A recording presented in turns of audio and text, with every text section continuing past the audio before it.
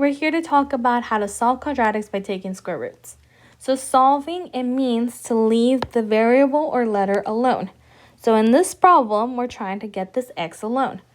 Notice that this x comes with a power of 2. So our question becomes, how do we get rid of this power of 2? And what does it all mean? So a power of 2 means that you're multiplying whatever number x stands for by itself 2 times to give me 25. So one number times itself gives me 25. So to do this, you're going to tell me what are the factors of 25. What multiplies to 25? We always have 1 as one of the factors. 1 times 25. And 2, 3, and 4 cannot divide 25. But 5 can. Because 5 times 5 gives you 25. All right, out of those two options that I've given you here, one number times itself gives me 25. It would be 5 and 5. So that means that 5 times 5 gives me 25. We don't want to keep saying all this over and over again. So the way that we phrase how to undo a power of 2 is that we say that we're going to take the square root of both sides. And this symbol represents the square root. So if I give you this problem again, how do we undo that power of 2? You undo it by taking the square root. Not just of one side, but of both sides. A power of 2 and a square root are going to undo each other. You're going to cancel those out. And what is going to be left behind on this side? Just the x. On the other side, we said that the square root of 25 is 5 because 5 times 5 gives you 25. But notice that we never talked about what signs go with that 5. So when you're doing these problems, I need you to be very careful because we're going to use both the positive and negative versions of whatever number we get. We're going to get both positive 5 and negative 5 as your answers. Let's talk about why. Because when you multiply positive 5 times positive 5, two positives multiply to a positive, and 5 times 5 gives you 25. What about two negative 5s? A negative times a negative gives you a positive as well. And 5 times 5 gives you 25. So that means that you can have both positive 5 as the answer and negative 5 as your answer.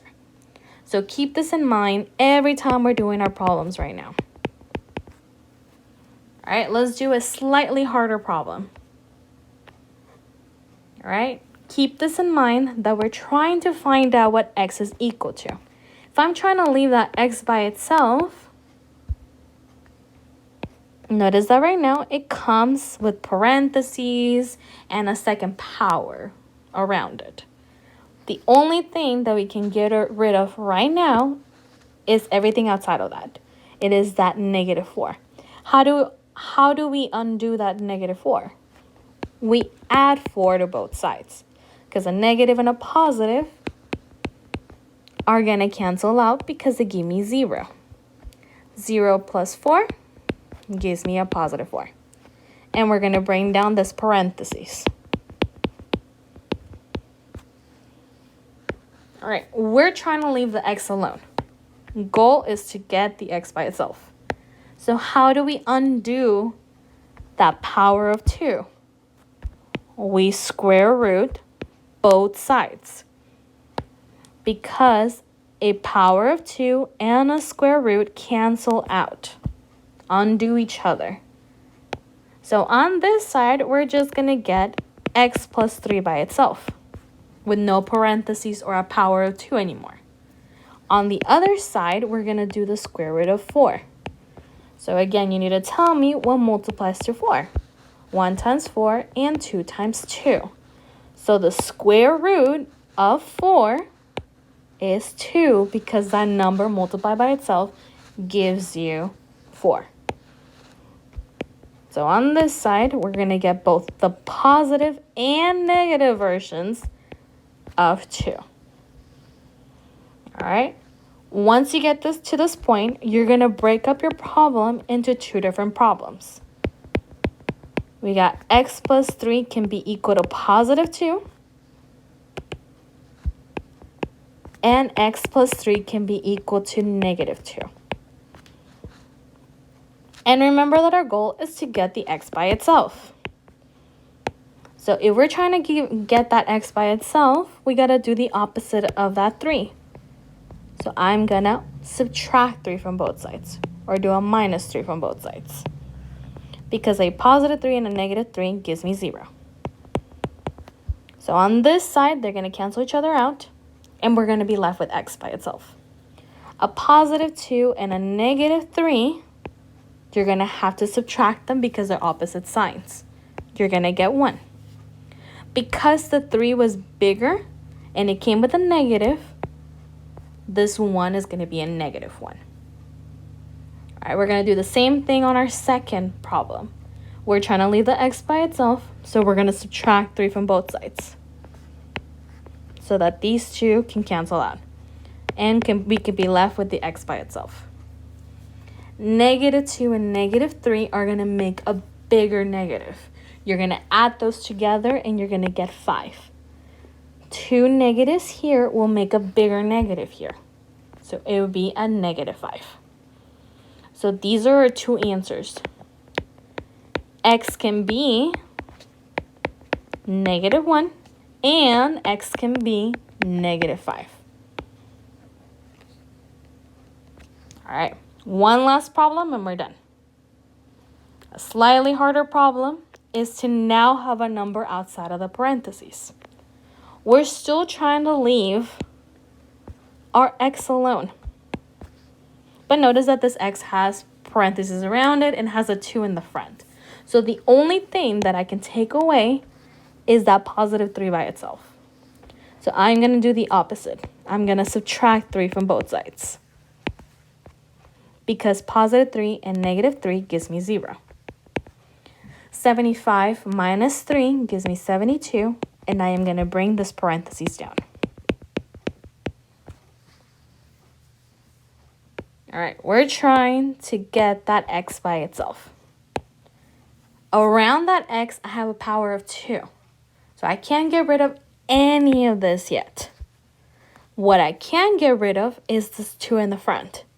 This 2 that is multiplying to this parentheses. How do we undo a multiplication? The opposite is to divide. So on both sides, to get rid of that 2, I am going to divide by 2.